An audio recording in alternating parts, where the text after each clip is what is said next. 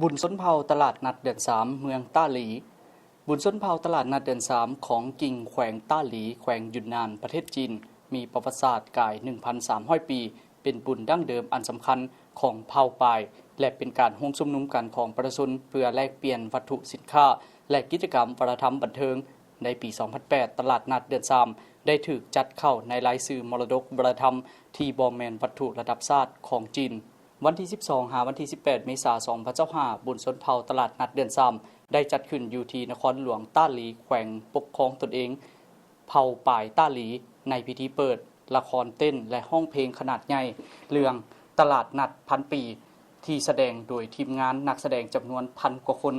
โดยนำเสนอวิวัฒนาการของบุญนี้ผ่านห้องห้อยของประวัติศาสตร์การแสดงที่ผสมผสานบทเพลงและการเต้นของชนเผ่าเช่นป้าหวางเปลี่ยนการเต้นที่มีเครื่องดนตรีท่อนไม้ประกอบการแสดง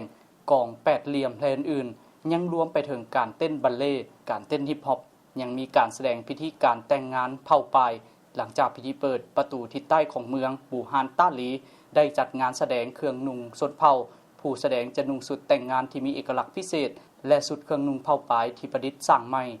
การแข่งม้าแม่นกิจกรรมที่สำคัญของบุญนี้ได้พัฒนากลายเป็นการแข่งขันม้าชนเผ่าสากลปีนี้มีทีมตัวแทน 18 ทีมจากแต่ละแห่งในประเทศจีนเข้าร่วมการแข่งขันนอกจากนั้นในระยะบุญยังมีกิจกรรมเช่น